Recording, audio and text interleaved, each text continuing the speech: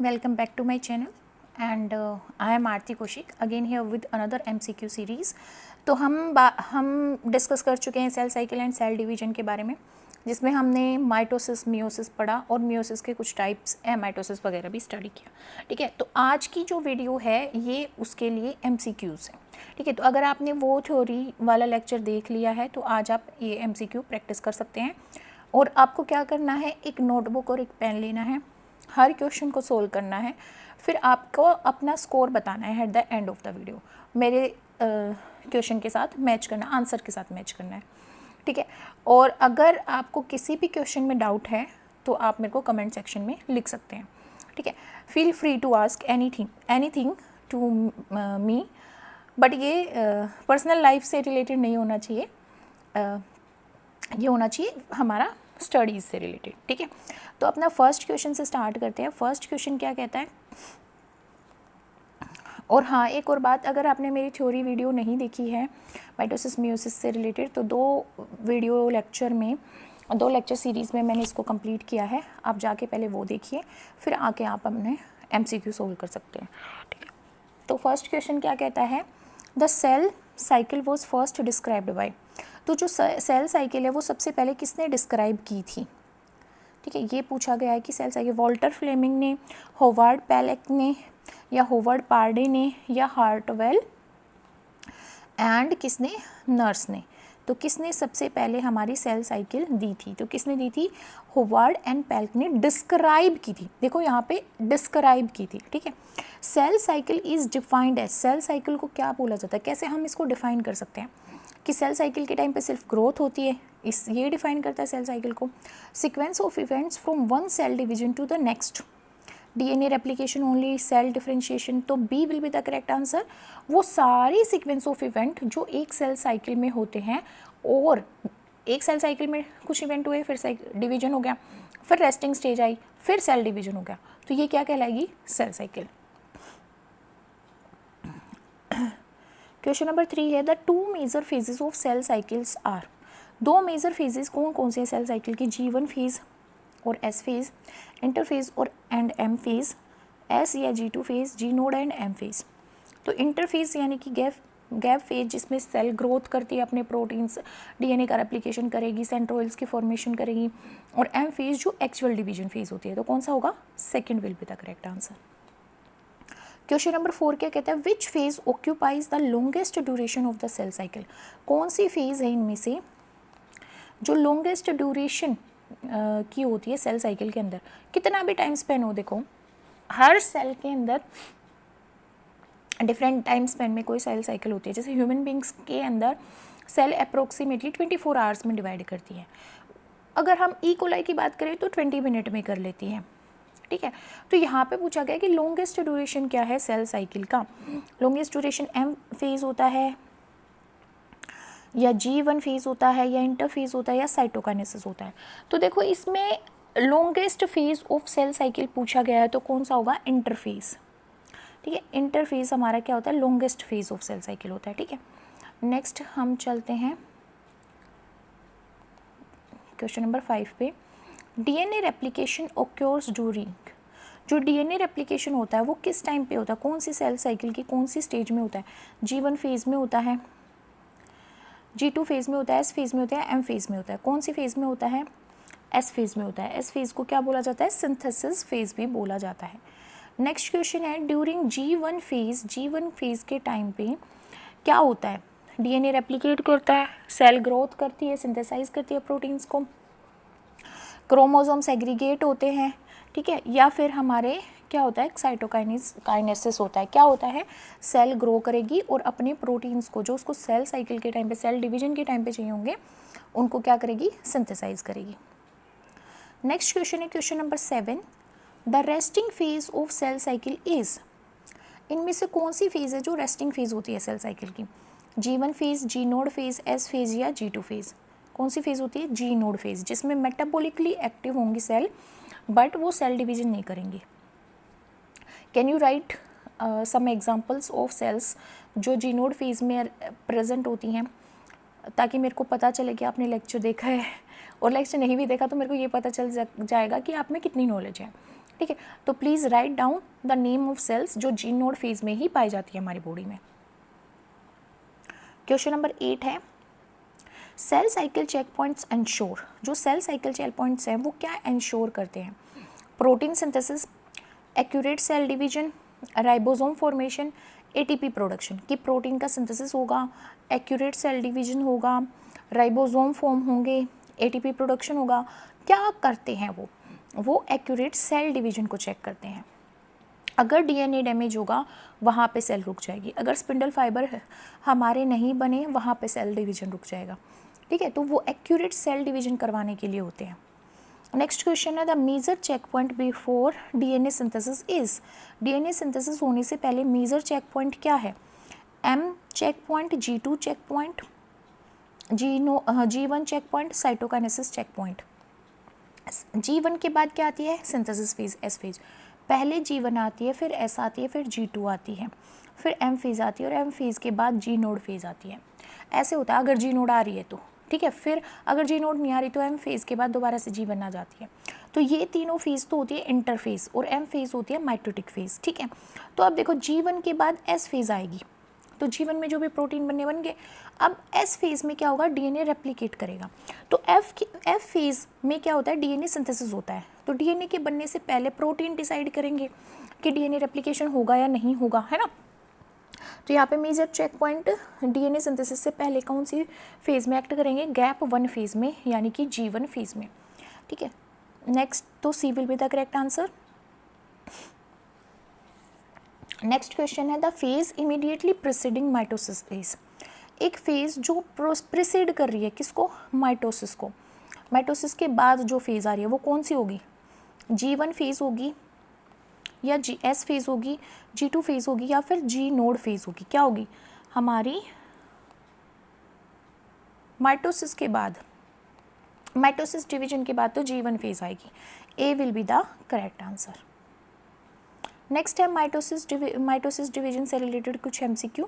Mitosis को हम क्या बोलते हैं? Reductional division, equational division, mitotic division, या गेमेटिक डिवीजन? माइटोसिस डिवीजन को हम इक्वेशनल डिवीजन बोलते हैं, क्योंकि यहाँ पे जो पेरेंट सेल्स होती है वो 2 डॉटर सेल में डिवाइड करती है, और अगर पेरेंट सेल डिप्लॉयड हो, है ना, 2n number of chromosome consist करे, तो डॉटर सेल भी डिप्लॉयड ही होती हैं, ठीक है। अगर ये पेरेंट सेल हैप्लॉइड हो तो डॉटर सेल भी क्या होंगी? हैप्लॉइड ही होंगी। इसका मतलब क्या है कि यहाँ पे इक्वेशनल डिवीजन हो रहा है, इक्वेशन में हमारे क्रोमोसोम डिस्ट्रीब्यूट हो रहे हैं, तो B will be the correct answer. Next है question number 12, mitosis occurs mainly in, कहाँ पे होता है माइटोसिस? जर्म सेल्स में होता है, सोमेटिक सेल्स में होता है, गैमेट्स में होता है, या स्पोर्स में होता है? कहाँ पे होता है? सोमेटिक सेल्स में। देखो जर्म सेल्स होती हैं हमारी रिप्रोडक्टिव सेल्स, जैसे मैं फीमेल की बात करूँ तो ओवा हो जाएगा, और मेल की बात करूँ तो स्पर्म हो जाएगा, ठीक है। तो ये क्या है? मेल एंड फीमेल की रिप्रोडक्टिव सेल्स हैं। गैमेट भी इन्हीं को बोला जाता है। और स्पोर्स क्या होते हैं? जर्मिनेट होकर बॉडी फॉर्म करते हैं। वहाँ पे मियोसिस डिवीजन भी हो सकता है और माइटोसिस भी हो सकता है, दोनों हो सकते हैं। अगर स्पोर डिप्लॉयड होगा और हैप्लॉइड बॉडी बनानी होगी तो हमारा मियोसिस डिवीजन हो जाएगा। अगर देखो स्पोर है, स्पोर में 2 कंडीशन लाई कर सकती है। अगर ये डिप्लॉयड है और इसको बनानी है हैप्लॉइड बॉडी, तो ये क्या करेगा? 4 डॉटर सेल्स में डिवाइड करेगा, ठीक है। तब ये सारी डॉटर सेल्स हैप्लॉइड बनेंगी, तो ये क्या होगा? Meiosis division. यहाँ पे मियोसिस होगा, ठीक है, मियोसिस होगा। बट अगर ये सेल, इस ऐप में यही दिक्कत है, जस्ट अ मिनट। और अगर ये हमारा जो स्पोर है वो हैप्लॉइड हो तो ये हमारी हैप्लॉइड बॉडी ही बनाएगा और 2 डॉटर सेल्स बनाएगा माइटोसिस डिवीजन के थ्रू, ठीक है। तो यहाँ पे हमने क्या समझा कि स्पोर के अंदर तो दोनों तरह का डिवीजन हो सकता है, बट हमारी जो सोमेटिक सेल्स होती हैं, जैसे बॉडी की general cells, other than general cell कह रही हूँ मैं, other than gametic cells, other than germ cells, जो भी सेल्स होती हैं उनमें क्या होता है? हमारा माइटोसिस डिवीजन होता है, ठीक है। तो B will be the correct answer. Question number 13 क्या कहता है? ड्यूरिंग प्रोफेज के टाइम पे न्यूक्लियर इन्वेलप रीफॉर्म करता है, क्रोमोसोम कंडेंस होते हैं, या फिर सिस्टर क्रोमेटिड सेपरेट होते हैं, या साइटोकाइनेसिस होता है? तो प्रोफेज के टाइम पे क्या होता है? क्रोमोसोम देखो, न्यूक्लियस होगा, ये न्यूक्लियस है, इसके अंदर इस फॉर्म में हमारे क्रोमोसोम पाए जाते हैं जिसको हम क्या बोलते हैं, क्रोमेटिन। क्रोमेटिन ये डीकंडेंस्ड फॉर्म होती है और हाइड्रेटेड फॉर्म होती है क्रोमोसोम की। बट जैसे जैसे सेल हमारी डिवीजन की तरफ बढ़ती है, हमें क्या करना होता है, इक्वल डिस्ट्रीब्यूशन करना होता है जीन्स का, जिसमें क्या होता है, क्रोमोसोम सेग्रीगेट होते हैं। तो जो क्रोमेटिन है वो कंडेंस्ड हो जाता है, डिहाइड्रेट हो जाता है ना, और क्रोमोसोम बनाता है, इस तरह की बॉडी बनाता है, ठीक है, इसको क्रोमोसोम बोलते हैं। तो यहाँ पे क्या होगा, फर्स्ट फेज में क्रोमोसोम कंडेंस होने लग जाएंगे। क्वेश्चन नंबर 14 है, which event marks the beginning of prometaphase. Prometaphase की बिगिनिंग किससे होती है, डीएनए रेप्लिकेशन से, न्यूक्लियर इनवेलप ब्रेकडाउन से, क्रोमोसोम डुप्लीकेशन से, या साइटोकाइनेसिस से। तो देखो जो प्रोमेटाफेज आएगी, तो प्रोफेज के बाद मेटाफेज आती है, मेटाफेज की अर्ली स्टेज को प्रोमेटाफेज दिया गया है नाम, ठीक है। तो हम क्या कह सकते हैं, प्रोफेज होती है, मेटाफेज होती है, एनाफेज होती है, PMAT से याद रखते हैं हम इसको, A और T, prophase, metaphase, anaphase, telophase, ठीक है। अब जो यहाँ पे हमारी प्रोमेटाफेज है उसको क्या पता चला कि प्रोफेज के टाइम पे न्यूक्लियर डिवीजन हो गया, ठीक है। अब देखो क्वेश्चन नंबर 15, ठीक है, chromosome aligning at the equatorial plate. तो जो क्रोमोसोम है, देखो इस तरह से हमारी सेल होती है, सेल को मान के चलो कि वो अर्थ जैसी दिखाई देती है। अब हमने क्या पढ़ा, सेंटर में इक्वाटोरियल लाइन जाती है, इक्वेटर जाता है मतलब, तो इक्वाटोरियल प्लेट पे यहाँ पे हमारे सेंट्रोइल प्रेजेंट होते हैं, 2 सेंट्रोइल, और इनसे स्पिंडल फाइबर अराइज होते हैं इस तरह से, ठीक है, इनसे स्पिंडल फाइबर अराइज होते हैं, और यहाँ पे हमारे क्रोमोसोम लाई करते हैं, ठीक है, यहाँ पे हमारे क्रोमोसोम लाई करते हैं, ठीक है। तो ये है ना सारे इक्वेटर पे लाइन कर जाते हैं, जिसको मेटाफेज प्लेट भी बोला जाता है। तो ये कब लाई करते हैं, मेटाफेज में लाई करते हैं। तो मेटाफेज में क्रोमोसोम इक्वाटोरियल प्लेट पे लाई करेंगे, जिसको मेटाफेज प्लेट फॉर्मेशन भी बोला जाता है। तो क्वेश्चन नंबर 16 क्या कहता है, the centromere, centromere divides during, centromere कौन सी फेज में डिवाइड करते हैं, प्रोफेज में या फिर मेटाफेज में या एनाफेज में। सेंट्रोमियर क्या है पहले ये समझो, देखो ये हमारा क्रोमोसोम है, बीच में यहाँ पे एक कॉन्स्ट्रिक्शन होता है जिसको प्राइमरी कॉन्स्ट्रिक्शन भी बोला जाता है, ठीक है, मतलब कि यहाँ से जो हमारा क्रोमोसोम है वो पतला हो रखा है, कॉन्स्ट्रिक्शन हो रहा है, तो इसको बोलते हैं सेंट्रोमियर। अब ये सेंट्रोमियर कौन सी फेज़ में डिवाइड करेगा, ये एनाफेज में डिवाइड करेगा, क्योंकि एनाफेज में ये जो ऊपर वाला है ये दूसरे पोल पे चला जाएगा, नीचे वाला दूसरे पोल पे, मतलब अपोजिट पोल पे ये सिस्टर क्रोमेटिड्स मूव कर जाते हैं, ठीक है। नेक्स्ट देखो question number 17, sister chromatids move towards opposite poles. Opposite poles में अभी बात की किस में होते हैं, एनाफेज में अपोजिट पोल में मूव करते हैं।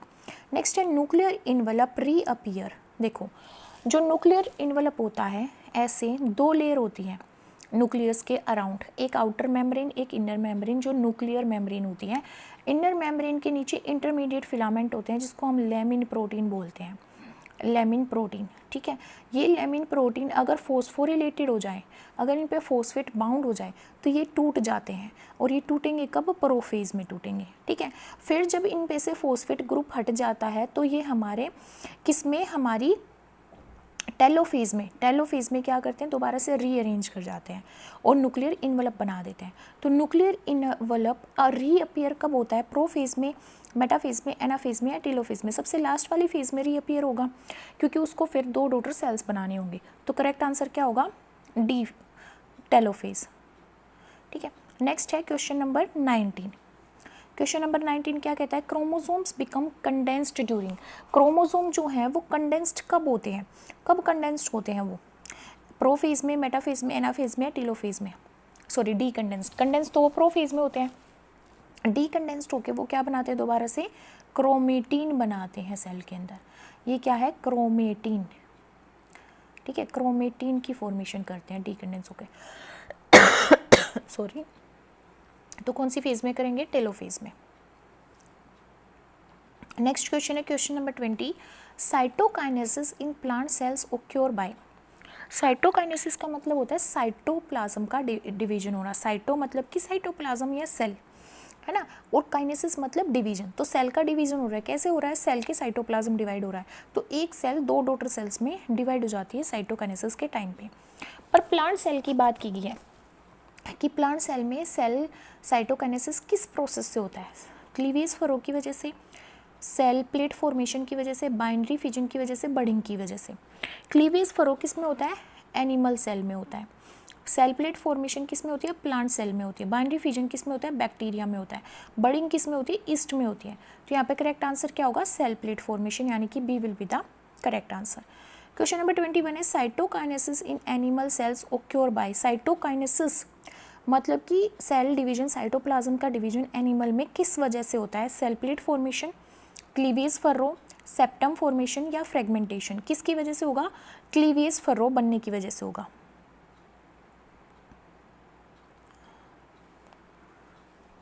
विच ऑर्गेनली 22 क्वेश्चन है, which organelle organises spindle fibres in animal cell.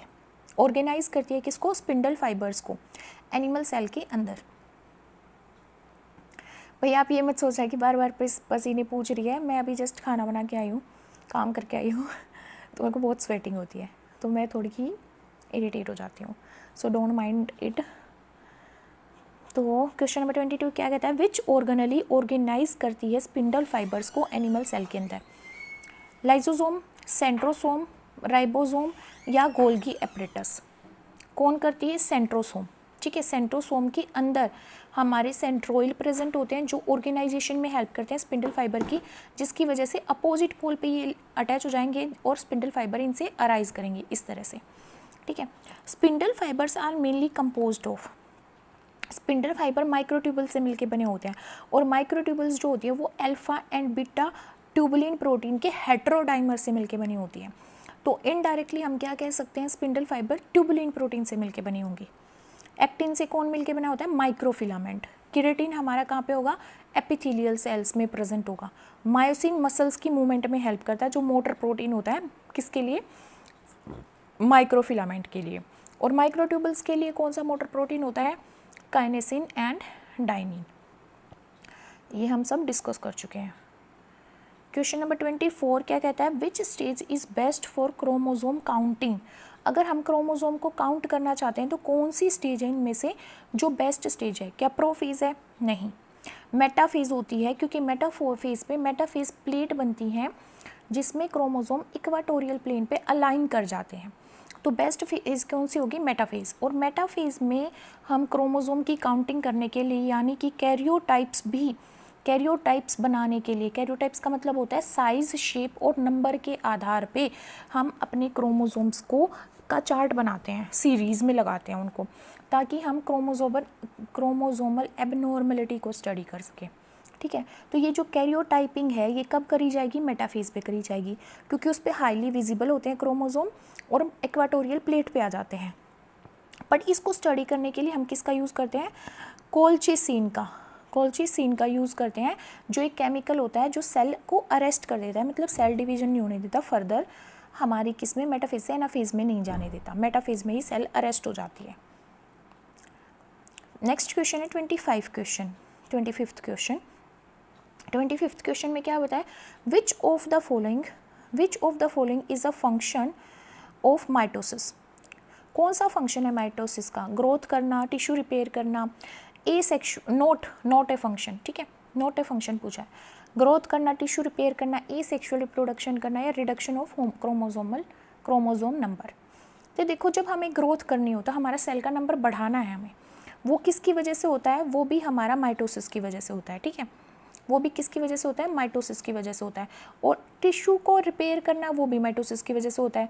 Asexual reproduction जब होगा तो भी किसकी वजह से होगा? माइटोसिस की वजह से होगा। पर रिडक्शनल डिवीजन में क्या होता है? क्रोमोसोम के नंबर हमारे क्या हो जाते हैं? कम हो जाते हैं। ठीक है, कम हो जाते हैं, तो ये क्या होगा हमारा? D will be the correct answer. Mitosis क्या मेंटेन करता है? Haploid number of chromosome, diploid number of chromosome, polyploidy या एन्यूप्लॉइडी। क्या मेंटेन करता है ये? डिप्लॉइड क्रोमोसोम नंबर, क्योंकि जो भी हमारी सोमेटिक सेल्स होती हैं अदर देन जर्म सेल्स, वो सारी क्या होती हैं? डिप्लॉइड होती हैं। तो डिप्लॉइड का मतलब क्या हो गया? कि उनके अंदर क्या होते हैं? हमारे 2n नंबर ऑफ क्रोमोसोम होते हैं। ठीक है, 2n नंबर ऑफ क्रोमोसोम होते हैं। तो डिप्लॉइड होने के बाद वो इक्वेशनल डिवीजन करती हैं। एक सेल 2 डॉटर सेल्स में डिवाइड होगी तो 2n को पास ऑन करेगी। ठीक है, तो डिप्लॉइड से डिप्लॉइड बनेंगी। क्वेश्चन नंबर 27 क्या कहता है? Which stage show chromosomes with maximum condensation. कौन सी स्टेज है जो क्रोमोसोम को मैक्सिमम कंडेंसेशन में शो करती है? प्रोफेज, मेटाफेज, एनाफेज या टेलोफेज। कौन सी होती है? मेटाफेज। क्योंकि इसमें ना बिल्कुल बहुत अच्छे से स्ट्रक्चर हमें लाइट माइक्रोस्कोप के नीचे दिख जाता है क्रोमोसोम का। The spindle checkpoint operates mainly during, अब स्पिंडल की फॉर्मेशन जिस फेज में होगी उसी में क्या करेंगे, स्पिंडल चेक पॉइंट एक्ट करेंगे, है ना। तो स्पिंडल चेक पॉइंट कौन सी फेज़ के टाइम पे एक्टिवेट होंगे, G1 phase, S phase, metaphase, telophase, कौन सी फेज़ में, मेटाफेज़ में, क्योंकि वो प्रॉपरली अलाइन कर जाते हैं इस फेज़ में। क्वेश्चन नंबर 29 क्या कहता है, which phase has the shortest duration in mitosis, कौन सी फेज़ की शॉर्टेस्ट ड्यूरेशन होती है माइटोसिस में, प्रोफेज़ की, मेटाफेज़ की, एनाफेज़ की या टेलोफेज़ की, किसकी होती है, एनाफेज़ की।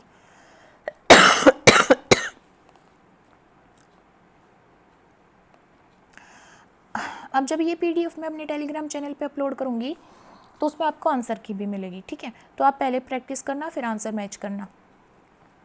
क्वेश्चन नंबर 30 क्या कहता है, failure of chromosome separation during mitosis, जब फेलियर होता है क्रोमोसोम सेपरेशन का माइटोसिस के टाइम पे तो उससे क्या हो जाती है, पॉलीप्लॉइडी, एन्यूप्लॉइडी, क्रॉसिंग ओवर, या हमारी क्या हो जाती है, सिनेप्सिस, एन्यूप्लॉइडी हो जाती है। नेक्स्ट हमारे क्वेश्चन आते हैं मियोसिस से, टाइप ऑफ मियोसिस, माइटोसिस, ठीक है।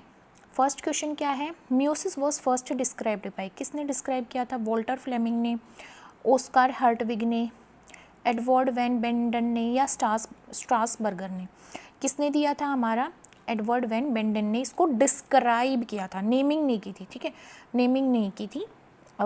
फ्लेमिंग एंड मूरे का नाम आएगा नेमिंग के लिए। एडवर्ड वैन बेंडन ने क्या किया था, इसको डिस्क्राइब किया था। नेक्स्ट है मियोसिस ओक्योर्स इन, मियोसिस किस में होता है, देखो माइटोसिस हमारा सोमेटिक सेल में होता है, तो मियोसिस किस में होगा, जर्म सेल्स में होगा, मतलब रिप्रोडक्टिव सेल्स में होगा, जर्म सेल्स के प्रोडक्शन में मियोसिस होता है। मियोसिस क्या करता है, 2 हैप्लॉइड सेल्स प्रोड्यूस करता है, 4 हैप्लॉइड सेल्स, 4 डिप्लॉइड सेल्स या 2 हैप्लॉइड सेल्स। देखो जो पेरेंट सेल्स होती है वो 2n number of chromosome consist करती है, यानी कि वो डिप्लॉइड होती है जब मियोसिस डिवीजन होता है। और मियोसिस 1 जब होता है तो 2 हमारी सेल्स बनती है हैप्लॉइड, तो मियोसिस 1 रिडक्शनल डिवीजन होता है। फिर ये मियोसिस 1 है, फिर ये सेल्स आगे डिवाइड करेंगी, ठीक है, ये सेल्स आगे डिवाइड करेंगी और मियोसिस 2 होगा। मियोसिस 2 इक्वेशनल डिवीजन होता है जिसमें 4 सेल डॉटर सेल्स बनती हैं और चारों के अंदर n नंबर ऑफ क्रोमोसोम होते हैं। तो अगर मैं बोलूँ कि रिजल्ट क्या है मियोसिस का, तो 4 हैप्लॉइड डॉटर सेल्स हैं, ठीक है, तो B will be the correct answer. Fourth question है meiosis is also known as, meiosis को हम क्या बोल सकते हैं, equational division, reductional division, mitosis या बाइनरी फिजन। हम क्या बोल सकते हैं इसको, रिडक्शनल डिवीजन बोल सकते हैं, क्योंकि नंबर ऑफ क्रोमोसोम रिड्यूस हो जाते हैं डॉटर सेल्स के अंदर, क्योंकि पेरेंट सेल तो डिप्लॉइड थी और जो डॉटर सेल्स हैं वो हैप्लॉइड होगी बनी, तो मतलब क्या हो गया, रिडक्शनल डिवीजन हो गया। क्वेश्चन नंबर 5 है DNA replication occurs, DNA replication कौन सी फेज से में होता है, before meiosis 1, before meiosis 1, before meiosis 2, during meiosis 2 और ड्यूरिंग टेलोफेज 2। तो मियोसिस 1 से पहले इंटरफेज में एस फेज आती है, सिंथेसिस फेज, जिसके अंदर डीएनए रेप्लिकेट करता है, तो A will be the correct answer. अब मियोसिस 1 से क्वेश्चन है, क्वेश्चन नंबर 6 क्या कहता है, the longest stage of meiosis is, longest stage क्या होती है मियोसिस की, मेटाफेज 1, प्रोफेज 1, एनाफेज 1 या टेलोफेज 1। प्रोफेज 1 होती है, ठीक है, जो फर्दर सब स्टेजेस में डिवाइड की जाती है। Which stage is characterised by synapsis, कौन सी स्टेज है जिसको हम सिनेप्स, जिसके अंदर सिनेप्सिस फॉर्म होते हैं, लेप्टोटीन में, जाइगोटीन में, पैकेटीन में या डिप्लोटीन में, किस में फॉर्म होते हैं सिनेप्सिस, जाइगोटीन की स्टेज में फॉर्म होते हैं। नेक्स्ट है question number 8, crossing over occurs during, crossing over किस स्टेज में होती है, लेप्टोटीन में, जाइगोटीन में, पैकेटीन में, डाइकाइनेसिस में, किस में होती है, पैकेटीन में क्रॉसिंग ओवर होती है होमोलोगस क्रोमोसोम के बीच में। क्वेश्चन नंबर 9 क्या कहता है, कियास्मेटा बिकम विजिबल ड्यूरिंग, कियास्मेटा जो है वो विजिबल होते हैं पैकेटीन स्टेज में, डिप्लोटीन में, लेप्टोटीन में, मेटाफेज 1 में, कौन सी स्टेज में ये हमारे विजिबल होते हैं, डिप्लोटीन स्टेज में विजिबल होते हैं। क्वेश्चन नंबर 10 क्या कहता है, टर्मिनलाइजेशन ऑफ कियास्मेटा ओक्योर्स ड्यूरिंग, मतलब कियास्मेटा की टर्मिनलाइजेशन एंड पॉइंट कौन सी स्टेज में आता है, जाइगोटीन में, पैकेटीन में, डिप्लोटीन में या डाइकाइनेसिस में? कौन सी में आता है? डाइकाइनेसिस में। So D will be the correct answer. Next है question number 11, which substage shows maximum chromosome condensation? कौन सी सब स्टेज है जिसमें मैक्सिमम क्रोमोजोम का कंडेंसेशन होता है? लेप्टोटीन, पैकेटीन, डाइकाइनेसिस या जाइगोटीन? कौन सी स्टेज में होता है? डाइकाइनेसिस के अंदर। ठीक है, डाइकाइनेसिस के अंदर ऐसा होता है। नेक्स्ट है बाईवेलेंट कंसिस्ट ऑफ। बाईवेलेंट का क्या मतलब होता है? उसके अंदर 1 क्रोमोजोम होता है, 2 होमोलोगस क्रोमोजोम होते हैं या 4 होमोलोगस क्रोमोजोम होते हैं या 2 क्रोमेटिड होते हैं? क्या होते हैं? 2 होमोलोगस क्रोमोजोम होते हैं, जिसको हम क्या बोलते हैं? बाईवेलेंट बोलते हैं। नेक्स्ट है टेट्रेड कंटेन। टेट्रेड के अंदर क्या होता है? 2 क्रोमेटिड्स, 4 क्रोमेटिड्स, 2 क्रोमोजोम्स या 1 क्रोमोजोम? तो क्रोमेटिड्स के अंदर क्या होते हैं? 4 क्रोमेटिड होते हैं। बाईवेलेंट के अंदर 4 क्रोमेटिड होंगे। एक ये क्रोमोजोम है, एक ये क्रोमोजोम है। देखो, एक ये ब्लू में है और एक हमारे पास रेड में है। सिलेक्ट ही नहीं हो रहा। ठीक है, चलो आप ऐसे ही मान लो, ये फादर का है और ये मदर का है। ठीक है, तो मतलब ये पैटर्नल, एक ये मान लो मैं इसको, हाँ देखो, ये फादर का क्रोमोजोम है, ये मदर का क्रोमोजोम है, तो दोनों होमोलोगस क्रोमोजोम है। तो 2 सिस्टर क्रोमेटिड इसके हो गए, 2 सिस्टर क्रोमेटिड इसके हो गए। तो ये जब दोनों पेयर में प्रेजेंट होंगे तो इसको क्या बोलते हैं? बाईवेलेंट। और जब बाईवेलेंट हो गए तो इनके अंदर क्या होंगे? 4 सिस्टर क्रोमेटिड, जिसको हम क्या बोलेंगे? 4 सिस्टर क्रोमेटिड, यानी कि टेट्रेड। ठीक है, नेक्स्ट हमारे पास है homologous chromosome separate during. Homologous chromosome कौन सी स्टेज में सेपरेट होते हैं? एनाफेज 1 में, एनाफेज 2 में, मेटाफेज 1 में या टेलोफेज 1 में? एनाफेज 1 में से एग्रीगेट होते हैं, क्योंकि एनाफेज 1 के बाद रिडक्शनल डिवीजन होकर 2 डॉटर सेल्स बनती है जो हैप्लॉइड बनती हैं। ठीक है, तो एनाफेज 2 में नहीं होगा, ये एनाफेज 1 में होगा। और ये इंपॉर्टेंट पॉइंट है, इसमें कंफ्यूज भी हो जाते हैं बच्चे। Centromeres do not divide during. Centromere कौन सी स्टेज में नहीं डिवाइड होते? माइटोसिस में, एनाफेज 2 में, एनाफेज 1 में या टेलोफेज 2 में? कौन सी स्टेज में नहीं डिवाइड होते? एनाफेज 1 में डिवाइड नहीं होते, उसमें हमारे क्रोमोजोम सेग्रीगेट होते हैं। मियोसिस 2 से क्वेश्चन है, question number 16, meiosis 2 resemble. Meiosis 2 किसको रिजेंबल करती है? ए माइटोसिस को, बाइनरी फिजन को, माइटोसिस के को या एंडोमाइटोसिस को? किसको रिजेंबल करती है? माइटोसिस को रिजेंबल करती है, क्योंकि माइटोसिस में भी इक्वेशनल डिवीजन होता है और मियोसिस 2 में भी हैप्लॉइड जो सेल्स बनती हैं, 2 डॉटर सेल्स आफ्टर मियोसिस 1, वही फर्दर डिवाइड होकर 2 डॉटर सेल्स बना के 4 डॉटर सेल्स बनाती हैं, जो हैप्लॉइड से हैप्लॉइड बनती हैं, मतलब कि इक्वेशनल डिवीजन होता है। तो ये माइटोसिस को रिजेंबल करती है। क्वेश्चन नंबर 17 क्या कहता है? Sister chromatids separate during. Sister chromatids जो होते हैं वो कौन सी स्टेज में सेग्रीगेट होते हैं या सेपरेट होते हैं?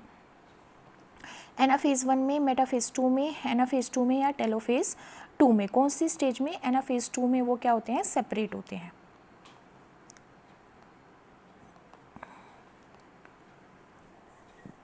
Question number 18, DNA replication occurs before meiosis 2। DNA replication जो होता है वो मियोसिस 2 से पहले होता है। ठीक है, क्या ये ट्रू है? क्या ये फॉल्स है? ये ट्रू है, मियोसिस 2 से पहले हो जाएगा, 2 से पहले भी या 1 से भी पहले हो जाएगा इस फेज़ में। तो ये क्या है? हमारा ट्रू है। At the end of meiosis chromosome number क्या हो जाएंगे? डबल हो जाएंगे, हाफ हो जाएंगे, सेम हो जाएंगे, वेरिएबल हो जाएंगे। हाफ नंबर ऑफ क्रोमोजोम हो जाएंगे, डिप्लॉइड टू हैप्लॉइड सेल बन जाएगी। क्वेश्चन नंबर 20 क्या कहता है? मियोसिस क्या इंक्रीज करता है? यूनिफॉर्मिलिटी करता है, जेनेटिक वेरिएशन, सेल साइज या डीएनए अमाउंट? जेनेटिक वेरिएशन, क्योंकि इस टाइम पे क्रॉसिंग ओवर होकर रिकम्बिनेंट क्रोमोसोम बनते हैं, जिसकी वजह से वेरिएशंस आती हैं स्पेसिस के अंदर। नेक्स्ट क्वेश्चन है क्रॉसिंग ओवर से। Crossing over occurs between. Crossing over कौन कौन सी किन किन के बीच में होगा? सिस्टर क्रोमेटिड्स के बीच में, नॉन सिस्टर क्रोमेटिड्स के बीच में, डॉटर क्रोमोसोम के बीच में या सेंट्रोमियर के बीच में? कहाँ पे होता है? ये मेरा क्या था? फादर का क्रोमोसोम। ठीक है, ये मेरा क्या है? मदर का क्रोमोसोम। ठीक है, तो ये जैसे फादर का, फॉर एग्जांपल ये फादर का स्ट्रैंड आ गया सिस्टर क्रोमेटिड, और ये मदर का आ गया। ठीक है, तो नॉन सिस्टर क्रोमेटिड हो गए ना, क्योंकि ये फादर के क्रोमेटिड्स थे, ये फादर के क्रोमेटिड्स थे, ये मदर के क्रोमेटिड्स थे, जिसकी वजह से क्या हुआ, हमारे नॉन सिस्टर क्रोमेटिड्स ओवरलैप करके, है ना, तो उनके बीच में क्रॉसिंग ओवर होती है नॉन सिस्टर क्रोमेटिड्स के बीच में। क्रॉसिंग ओवर क्या प्रोड्यूस करती है, म्यूटेशन ओनली, जेनेटिक रिकम्बिनेशन, पोरीप्लोइडी या एन्यूप्लोइडी, क्या प्रोड्यूस करती है, जेनेटिक रिकम्बिनेशन, जिसकी वजह से वेरिएशंस आती हैं। क्वेश्चन नंबर 23 क्या कहता है, स्नेप्टोनिमल कॉम्प्लेक्स कौन सी स्टेज में बनता है, लेप्टोटीन, जाइगोटीन, डिप्लोटीन, डाइकाइनेसिस, किस में बनता है, जाइगोटीन में। स्नेप्सिस की फॉर्मेशन या स्नेप्टोनिमल कॉम्प्लेक्स जाइगोटीन स्टेज में बनता है। कौन सा एंजाइम है जो क्रॉसिंग ओवर को स्टार्ट करता है, डीएनए पॉलीमरेज 1 या spo11 लाइगेज या हेलिकेज। तो spo11 जो है वो क्रॉसिंग ओवर को क्या करता है, इनिशिएट करता है। अब टाइप ऑफ मियोसिस से क्वेश्चन है, in gametic meiosis, meiosis occur during, gametic meiosis में गैमेट फॉर्मेशन यानी कि स्पर्म और ओवा बनने से पहले मियोसिस होता है, तो ये कहाँ पे होता है, गैमेट फॉर्मेशन के टाइम पे या जाइगोट फॉर्मेशन के टाइम पे, एम्ब्रियोजेनेसिस के टाइम पे या सोमेटिक ग्रोथ के टाइम पे। तो ये कब होगा, जब गैमेट फॉर्म होने होंगे, जब स्पर्म और ओवा बनाने होंगे। गैमेटिक मियोसिस कॉमन किस में होता है, एनिमल्स में, फंजाई में, एल्गी या मोजेस में। किस में कॉमन होता है, एनिमल्स में, जैसे ह्यूमन बीइंग में स्पर्म बनेगा, ओवा बनेगा, तो गैमेटिक मियोसिस से बनेगा। जाइगोटिक मियोसिस ओक्योर्स इन एनिमल में, फंजाई में, सम एल्गी में, हमारे एंजियोस्पर्म्स में होता है या फिर मैमल्स में होता है। तो किस में होगा, फंजाई के अंदर और कुछ एल्गी के अंदर जाइगोटिक मियोसिस होता है। उनके जाइगोटिक मियोसिस से उनको हैप्लोइड स्पोर्स बनाने होते हैं और हैप्लोइड स्पोर से हैप्लोइड बॉडी बनती है, ठीक है। तो जाइगोट जब बनता है वो हमारा डिप्लॉइड होता है, जिससे हैप्लॉइड चीज़ें बनानी होती हैं उनको, मतलब हैप्लॉइड स्पोर्स भी बना सकते हैं जो डायरेक्टली भी जर्मिनेट होकर बॉडी बना देते हैं। कई बार डिप्लॉइड स्पोर्स बनते हैं, डिप्लॉइड स्पोर्स ही हमारे फिर मियोसिस करके फिर 4 डॉटर सेल्स बनाते हैं जो हैप्लॉइड होते हैं, वो ग्रो करके पेरेंट बॉडी बनाते हैं। तो फंगस के अंदर और एल्गी के अंदर जाइगोटिक मियोसिस होता है। स्पोरिक मियोसिस किसके अंदर होता है, हायर प्लांट्स में, ह्यूमंस में, बैक्टीरिया में या प्रोटोजोआ में। स्पोर के अंदर, जैसे स्पोर्स हो गए तो स्पोर्स हमारे डिप्लॉइड बने 2n नंबर ऑफ क्रोमोसोम, फिर वो मियोसिस डिवीजन करके 4 हैप्लॉइड स्पोर्स बनाएंगे जो जर्मिनेट होकर प्लांट बॉडी बनाएंगे। तो हायर प्लांट्स के अंदर ऐसा होता है जिसको हम स्पोरिक मियोसिस बोलते हैं। तो स्पोरिक मियोसिस में स्पोर्स क्या प्रोड्यूस करेंगे, स्पोर्स ही प्रोड्यूस करेंगे, 4 spore cells. Which type of life cycle shows sporic meiosis, sporic meiosis कौन सी लाइफ साइकिल शो करती है, डिप्लोंटिक, हैप्लोंटिक, हैप्लोडिप्लोंटिक या एमाइटोटिक। हैप्लोडिप्लोंटिक, हैप्लोडिप्लोंटिक का मतलब है एक प्लांट की लाइफ साइकिल में हैप्लोइड स्टेज भी होगी और डिप्लॉइड स्टेज भी होगी, और ये साइकिल भी मैंने डिस्कस की थी जब मैंने ये सेल डिवीजन डिस्कस किया था। एमाइटोसिस क्या होता है, what is amitosis, indirect cell division होता है या डायरेक्ट सेल डिवीजन होता है, म्यूटिक डिवीजन होता है या रिडक्शनल डिवीजन होता है। तो एमाइटोसिस क्या होता है, डायरेक्ट सेल डिवीजन होता है, इसमें कोई सेंट्रोल नहीं बनता, कोई स्पिंडल फाइबर नहीं बनते, ठीक है। ड्यूरिंग एमाइटोसिस, एमाइटोसिस के टाइम पे क्या होता है, स्पिंडल फाइबर फॉर्म होते हैं, क्रोमोसोम कंडेंस करते हैं, या न्यूक्लियस डिवाइड होता है कॉन्स्ट्रिक्शन के थ्रू, या क्रॉसिंग ओवर होती है। तो न्यूक्लियस डिवाइड करते हैं, कॉन्स्ट्रिक्शन के थ्रू डिवाइड करते हैं, वहाँ पे स्पिंडल वगैरह नहीं बनते, माइक्रोट्यूबल्स की अरेंजमेंट नहीं होती, ठीक है। Amitosis is commonly observed in, किस में ऑब्जर्व किया जाता है, मैमिलियन जर्म सेल्स में, प्रोटोजोआ के अंदर, प्लांट रूट टिप में या बोन मैरो में। प्रोटोजोआ के अंदर हम एमाइटोसिस देखते हैं। एमाइटोसिस लीक, एमाइटोसिस में क्या होता है, एमाइटोसिस में डीएनए नहीं होता, न्यूक्लियर मेम्ब्रेन, स्पिंडल अपरेटस या साइटोप्लाज्म। एमाइटोसिस में क्या होता है, स्पिंडल अपरेटस नहीं बनते हैं। एमाइटोसिस जनरली रिजल्ट इन, क्या बनता है एमाइटोसिस के बाद, इक्वल क्रोमोसोम का डिस्ट्रीब्यूशन हो जाता है, अनइक्वल क्रोमोसोम डिस्ट्रीब्यूशन होता है, हैप्लॉइड सेल्स बनती हैं, क्रॉसिंग ओवर। तो इसको आप ऐसे गेस कर सकते हो कि स्पिंडल फाइबर नहीं बनते तो इक्वल डिस्ट्रीब्यूशन नहीं हो सकता क्रोमोसोम का, तो क्या होगा, अनइक्वल डिस्ट्रीब्यूशन होगा किसका, क्रोमोसोम्स का। अब देखो रिडक्शन इन क्रोमोसोम नंबर किसकी कौन सी स्टेज में होता है, मियोसिस 1 में या मियोसिस 2 में या माइटोसिस में या एमाइटोसिस में। तो मियोसिस 1 के टाइम पे रिडक्शनल डिवीजन होता है जब डिप्लॉइड सेल से हैप्लॉइड 2 डॉटर सेल्स बनती है जो फर्दर डिवाइड करके 4 हैप्लॉइड डॉटर सेल्स बनाती हैं, ठीक है।